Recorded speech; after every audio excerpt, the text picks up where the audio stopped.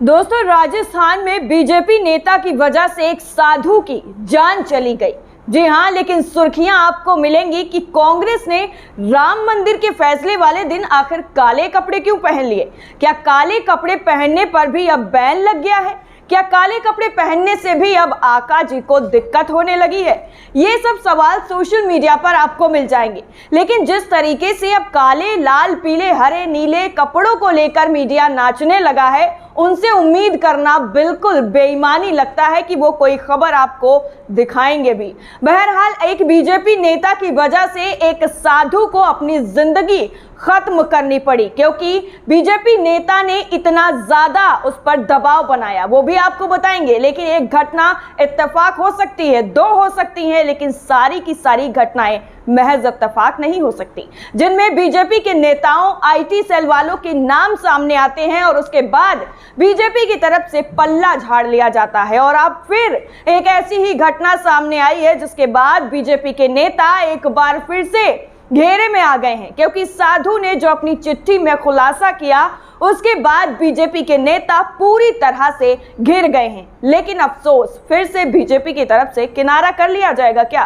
दरअसल दोस्तों, राजस्थान में 20 दिन के अंदर एक और संत ने सुसाइड कर लिया। जमीन विवाद में भीनमाल जालौर भाजपा विधायक से परेशान संत ने अपने आश्रम में ही पेड़ पर फंदा लगाकर जान दे दी। बीजेपी विधायक ने इतना परेशान किया कि साधु को अपनी जिंदगी खत्म करना ज्यादा आसान लगा कि जिंदगी खत्म कर लेता हूं तो शायद इस परेशानी से मैं बाहर निकल आऊं। और उसके बाद पुलिस प्रशासन की महानता का परिचय जो दिया गया है, वो उससे भी ज्यादा काबिले तारीफ है।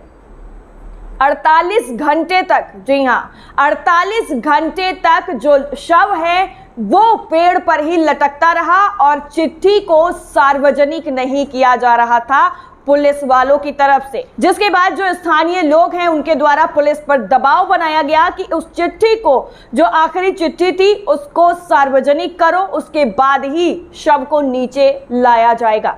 जब मजबूरन जो है वो चिट्ठी सार्वजनिक करनी पड़ी और उस चिट्ठी में जो खुलासे हुए, उसके बाद सभी के होश उड़ गए। इसीलिए शायद ये चिट्ठी सार्वजनिक नहीं की जा रही थी और 48 घंटों तक ये जो शव था वो पेड़ पर ही फंदे से लटकता रहा साधु का। अभी कुछ दिन पहले आपको बताया था हमने कि कैसे अब मरने पर जीएसटी नहीं लगेगा, मरने से अब आत्मा को और ज्यादा शांति मिलेगी। और इधर बीजेपी के जो नेता हैं वो इस तरह से परेशान करते हैं एक साधु को, महंत को, कि वो अपनी जिंदगी से हाथ धोने के लिए तैयार हो जाता है। उसको ये रास्ता ज्यादा आसान लगता है।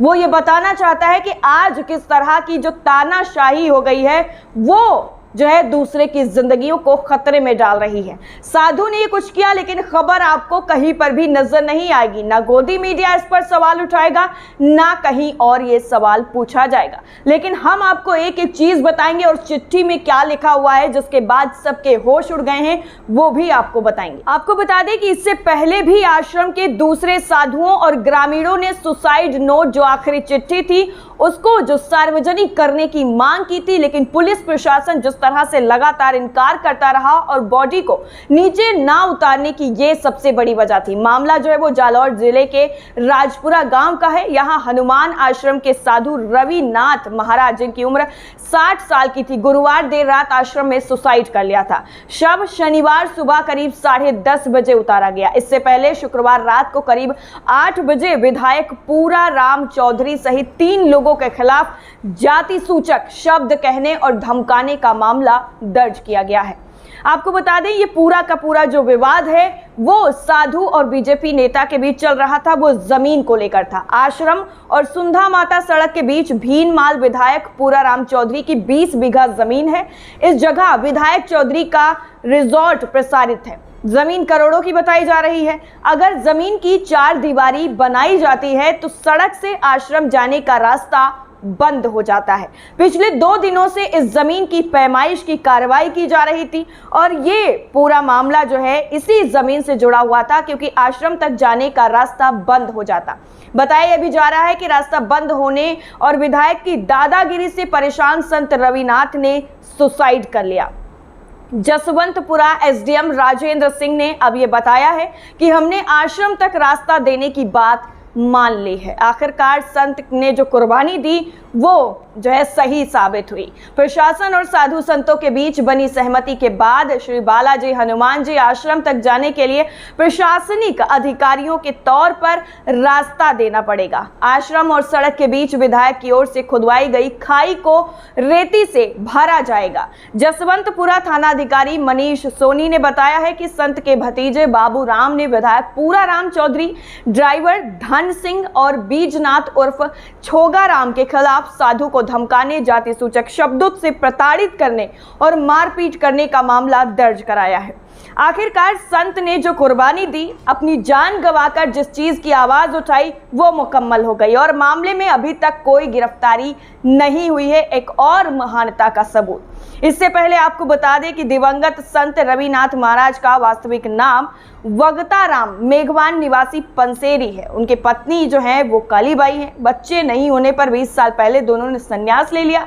पिछले साल कोरोना संक्रमण के कारण पत्नी कालीबाई का देहांत हो गया, जिसके बाद संत अकेले ही रह रहे थे और जो रास्ता आता है आश्रम तक, उस रास्ते को लेकर विवाद चल रहा था, जिसमें बीजेपी विधायक की जो तानाशाही थी वो जीत गई और एक संत को अपनी जान गंवानी पड़ी। करीब 17 दिन पहले भरतपुर के पसोड़ा गांव में संत बाबा विजयदास ने अवैध खनन के विरोध में खुद को आग लगा ली थी। वो साधु संतों के खिलाफ पिछले 551 दिन से आंदोलन कर रहे थे। साधु संतों की वैसे तो कहते हैं बहुत सुनी जाती है, कोई भी यहाँ पर तथाकथित जो जगत गुरु परमहंस दास जैसे लोग हैं हिंदू राष्ट्र घोषित करने की मांग कर देते हैं, लुलु मॉल में बिना बुलाए पहुंच जाते हैं और उसको शुद्धि करने का ऐलान कर देते हैं। इनको पुलिस प्रशासन कितने आराम से कैसे लेकर के जाता है, सारी तस्वीरें बोलती हैं, सिर्फ जुबान से बयां किया जाता है। दूसरी तरफ ये वो संत हैं जो है गलत तरीके से जो चीजें हो रही हैं उनके खिलाफ आवाज उठाते हैं। अवैध खनन के खिलाफ आवाज उठाई और खुद को जला लिया, आखिरकार उनकी भी मौत हो गई। और अब ये संत जिन्होंने अपनी जान देकर आश्रम तक जो रास्ता जा रहा था उसको आधिकारिक तौर पर अख्तियार करवा दिया लोगों को, ताकि लोगों को कोई परेशानी ना हो सके कि वो आश्रम आने जाने में दिक्कत हो, क्योंकि अगर रास्ता बंद हो जाएगा तो आने जाने का लोगों का जो सिलसिला है वो टूट जाएगा और जो आश्रम और जो मंदिर चल रहा है उसके बंद होने के आसार और ज्यादा बढ़ जाएंगे। अब ऐसे में सवाल ये उठता है कि बीजेपी हिंदुत्व की बात करती है, बीजेपी